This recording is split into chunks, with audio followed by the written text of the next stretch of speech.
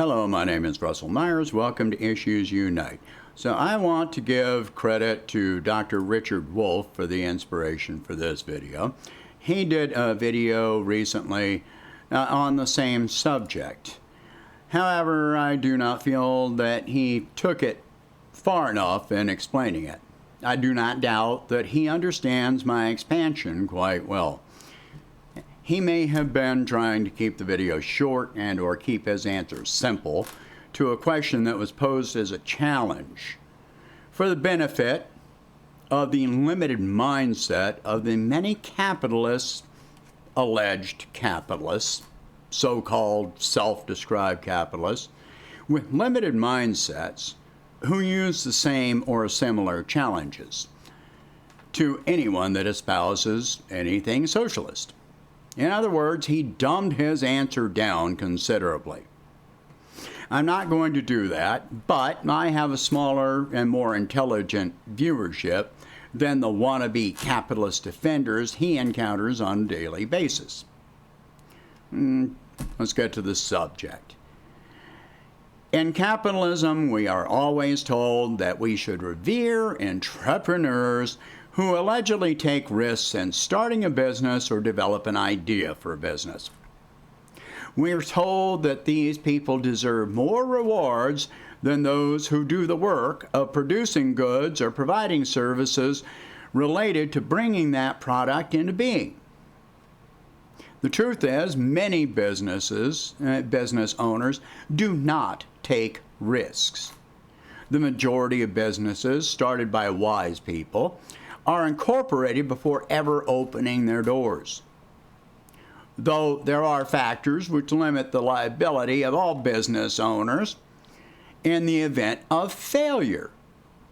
First, even if not incorporated, many business owners who are incorporated, many business owners are incorporated. Yeah, I wrote this. I should have edited more. Anyway, such angel investors and startup capital groups, those are incorporated. This means the owner and investors have limited exposure to loss. Most such investors own a portion of the company in exchange for their investment. So the structure remains much the same as incorporation, but with fewer controls than direct incorporation. So what I mean is that you can have a small business and get backing from a corporate angel investor or startup capital groups, but then they own part of your business. If you succeed, they take part of your profits. All right? So, but there's very little government control over the power and influence that these investors exert over your business. So if a business fails, it files bankruptcy. If a business that files bankruptcy is incorporated, the business owner is paid a salary and bonuses, etc., by the corporation. This means any compensation they have been paid is beyond the reach of any bankruptcy proceedings. It is considered an expense by the corporation, even as it is an income to the business founder, such as Amazon went bankrupt today, it would have absolutely no effect on the $150+ billion that Jeff Bezos has in assets, aside from his stock holdings. But he would probably sell off those stock holdings before it crashed because he would know it was going to crash. Anyway, so their wealth is deemed separate from the business. Even if the health of the business is still under their full control. Corporate executives continue being paid regardless if the business succeeds or fails. They continue to be paid during bankruptcy proceedings until the day that the business no longer exists. Businesses generally fail because of the decisions of corporate executives and board members. This means they've taken no risk at all. Whether or not a business is incorporated, bankruptcy decreases the amount of debt any business owners may have.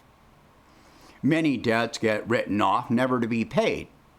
The creditors most likely to be poorly affected by this, and most seriously affected by this, are small suppliers without sufficient legal representation to file debts in court or to make appeals.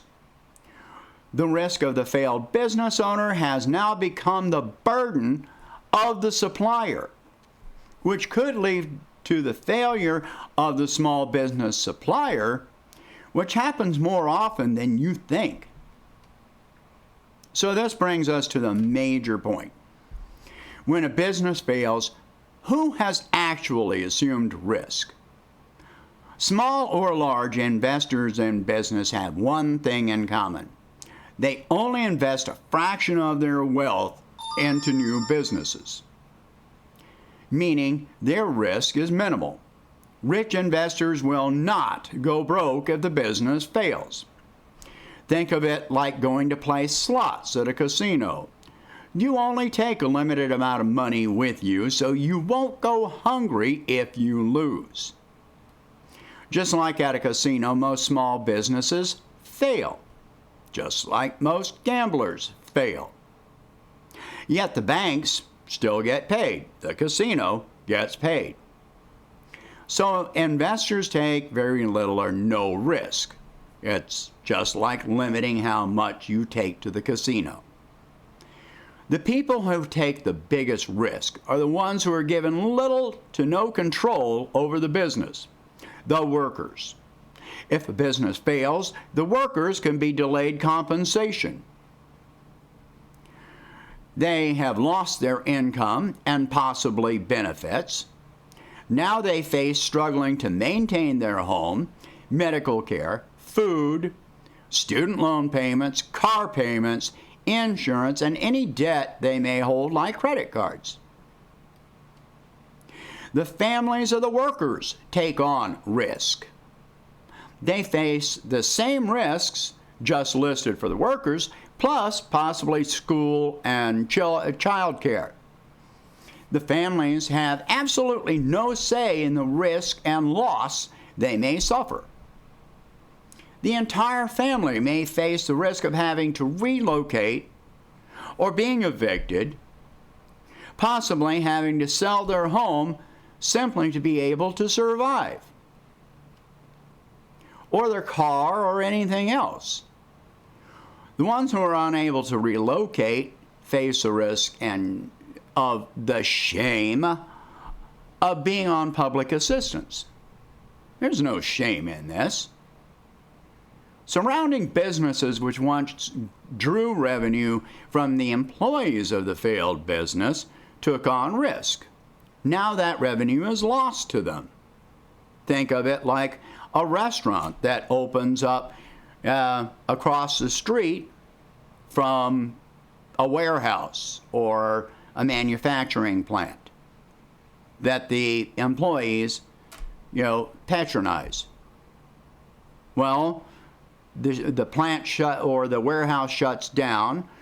Well, the workers aren't going there anymore. So the restaurant may fail. And then downstream from that, you got suppliers to the restaurant that are poorly impacted. And you may have linen companies and repair services, etc. This all goes downstream. It keeps going. I did a video once telling people to take a drive across America. Take back highways, not in the interstates. You will pass through many small towns now nearly deserted. Poverty is rampant. Main Street is boarded up. Those communities may have sprung up around a single business or simply became dependent on that business. Once that business failed, so did the entire community. Schools falter. Smaller businesses fail. Banks close. Roads and utility infrastructure decay. Streets become littered with trash. Homelessness abounds. Drug use, including alcohol, becomes common. For some, drugs are a source of income, and for others, the only escape that they see.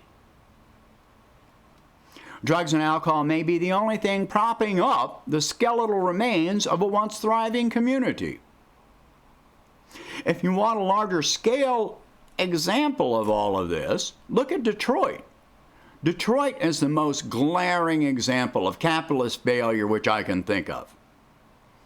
There is no other definition for what happened to Detroit other than capitalist failure. Wealthy investors remained wealthy while laying off many thousands of workers and destroying an entire city. The wealthy remained immune. The workers, smaller business owners, teachers, municipal employees, hospitals, and families paid the price every step of the way, sometimes with their lives, and in many ways are still paying that price. It should have stood as the biggest warning sign about capitalism anyone can imagine. Yet because of capitalist propaganda, it has not. Very rarely do the founders or investors even face the shame, which would only occur if they had a sense of personal responsibility, a conscience. So they don't even face an emotional risk. So that's the argument. Who actually takes a risk in capitalist societies? The capitalist who lays off workers by the millions? Look at the stock market right now. Look at, billionaires taking off into space. We've got a mega drought in the West, wildfires, the unemployment rate continues to go up, initial unemployment claims. We've got flooding in China and Europe. We've got disruptions in the supply chain.